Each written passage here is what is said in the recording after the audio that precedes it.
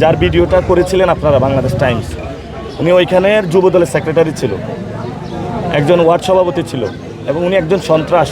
বাংলাদেশ টাইমসে গতকালকে যে এর আগের দিন আপনাদের 3 জন সাংবাদিক আসছিল এবং 3 জনকে আমি উত্তর দিচ্ছিলাম, পাইছিলেন ওইটা? শুনেন কথা শুনেন, যে উত্তরটা দিছিলাম এটা দেখছিলেন? আপনি তো হাউসে দেখছিলেন নিউজটা, উত্তর পাইছিলেন ওইখানে? পাওয়ার পরে আবার কোশ্চেন করতেছেন কেন? না না না, আমি আপনাকে বলতেছি,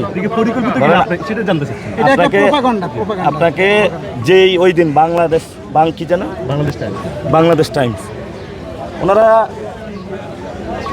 3 জন এসেছিল বাংলাদেশ টাইমসের, আপনাদের 3 জন এসেছিল এবং যিনি বলেছিল, যার ভিডিওটা করেছিলেন আপনারা বাংলাদেশ টাইমস, উনি ওইখানের যুবদলের সেক্রেটারি ছিল, একজন ওয়ার্ড সভাপতি ছিল এবং উনি একজন সন্ত্রাস। ওদের স্বপ্ন পূরণে পাশে থাকতে পেরে আমরা গর্বিত।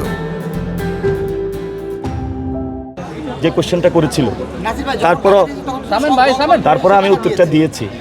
তো আমরা আশা করব ভাই, আপনি আমার প্রশ্ন আমি বলতে চাচ্ছি যে ভোটারদের দ্বারের কাছে গেলে ভোটাররা আপনাকে বারবার এই প্রশ্নের সম্মুখীন করে, এটা কিভাবে দেখেন আপনি? এই প্রশ্নটা করে বাংলাদেশ টাইমসে, এই প্রশ্নটা ভোটাররা করে না, এটা করে বাংলাদেশ টাইমস। ভালো সাপোর্ট পাচ্ছি। কই জামাতের বাইরে কই কি সাপোর্ট দিচ্ছেন? দিচ্ছে